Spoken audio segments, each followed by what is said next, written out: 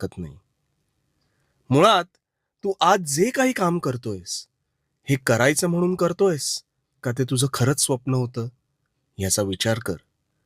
का फक्त उदरनिर्वाह आणि समाज काय म्हणेल या भावनेने तू ते करतोस? कारण कसं आहे ना, अंधारात बाण मारून वाट बनत नसते. तुझा जन्म कशासाठी झाला? तुझ्या अंतरात्म्याचा आवाज ऐक. तो तुला अपेक्षित वाट दाखवण्याचा कायम प्रयत्न करत असतो.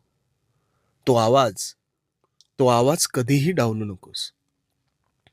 जे तुझ्यात नाही ते तुझ्यात आणण्यापेक्षा जे तुझ्यात आहे ते शोध. ती कला जप आणि मग बघ, तुला अपेक्षित अशी हवी-हवीशी वाट तुझ्या नकळत हळू बनत जाईल.